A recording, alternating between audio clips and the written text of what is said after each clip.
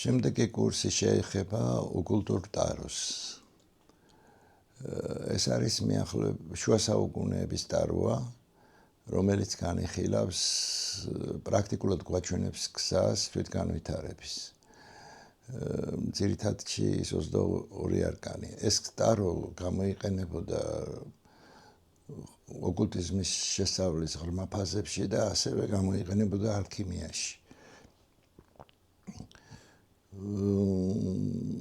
გავერკვევით მის კანონზომიერებაში გზა, რომელიც გასავლელია, ეს უფრო ქრისტიანულია თავისი არსით, ქრისტიანულ ოკულტიზმზეა დამკნობილი, ასე რომ ვთქვათ, და ამავე დროს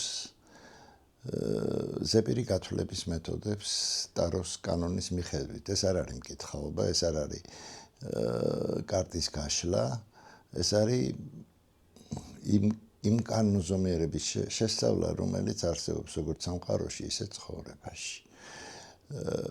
ღია კარის დღე გვექნება 30 ოქტომბერს და შემდეგ დავიწყებთ უკვე შესწავლას.